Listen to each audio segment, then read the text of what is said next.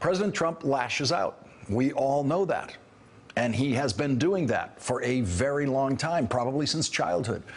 He started lashing out at me personally 6 years ago when I called him a liar as soon as he opened his mouth about President Obama's birth certificate.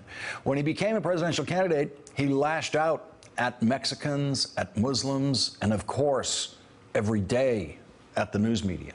He has continued lashing out at the news media relentlessly, and he has continued the Trump principle of lashing out at anyone who gets in his way, anyone who causes him a problem. And that tendency to lash out at his opponents has become the cancer on the Trump presidency. That is what I think the cancer on the Trump presidency is.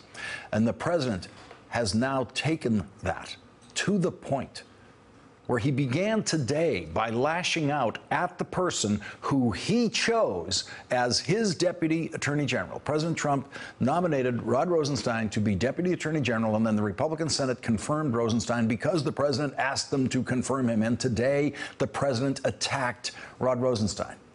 And so as we approach the 6th month of the Trump presidency, Donald Trump's impulse, his need to lash out, has done nothing but leave his presidency with self-inflicted wounds. For the second morning in a row, the president confirmed via Twitter, of course, that he is under investigation for obstruction of justice. But this time, he decided it was all the fault of the person who the president chose to be deputy attorney general. The president tweeted, "I am being investigated for firing the FBI director by the man who told me to fire the FBI director, exclamation point, witch hunt." Here is who President Trump says told him to fire the FBI director. Regardless of recommendation, I was going to fire Comey, knowing there was no good time to do it. And in fact, when I decided to just do it, I said to myself, I said, you know, this Russia thing with Trump and Russia is a made-up story. This Russia thing. So the president testified to Lester Holt, not under oath, that the decision to fire James Comey was Donald Trump's own decision. He didn't need anyone to tell him to do it. But he did ask Rod Rosenstein to write a memo outlining what was wrong with the way Director Comey handled the Hillary Clinton email investigation. And so what the president is now saying in that tweet is that Rod Rosenstein, through that memo, told him to fire the FBI director, that it was all Rod Rosenstein's idea. The White House has not refuted any of the multiple reports saying that the president's son-in-law, Jared Kushner, who the president believes is truly brilliant, told him to fire James Comey. Reports indicate that Jared Kushner made the colossal political mistake of telling the president that the Democrats would love it if the president fired FBI Director James Comey. If the president can now see that firing the FBI director is what provoked the special prosecutor's investigation of the president, it's understandable that the president would be dissatisfied with anyone who told him to fire the FBI director. So why isn't the president firing Jared Kushner, his beloved son-in-law, who told him to fire the FBI director? Why isn't the president firing everyone else in the White House who told him to fire the FBI director? With every congressional hearing during this year of investigation, there have been two kinds of questions. The questions that are clearly important in the moment that they are asked on that day of the hearing. Questions and answers that everyone recognized instantly are very important. And then there's the other kind.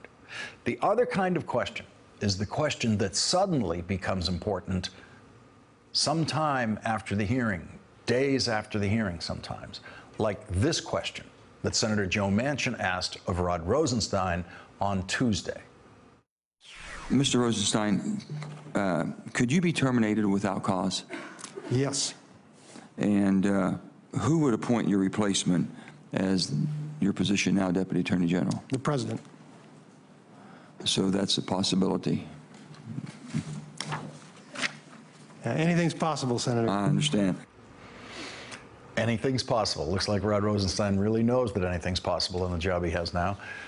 Rod Rosenstein might terminate himself from supervising the Trump investigation. It was Ari Melber, let's all remember this now that it has become the subject of the day, but it was Ari Melber 2 whole nights ago, with Rachel Maddow, who first raised the issue that could force Rod Rosenstein to recuse himself from the investigation. Rod Rosenstein is, according to the evidence we have, very likely a witness to what we can confirm tonight, what we're seeing reported tonight in the firing. Wait, he may have to means, recuse. Oh, if I'm sorry to interrupt you there with my exclamation of surprise, but you're saying that if Mueller's investigating Trump for potential obstruction of justice in his firing of Comey, if Rosenstein reasonably should be expected to be called as a witness for that part of the investigation, he can't oversee the Mueller investigation at all. He would have to recuse. That would put Rachel Brand in charge of overseeing the investigation, number three person at DOJ? Exactly.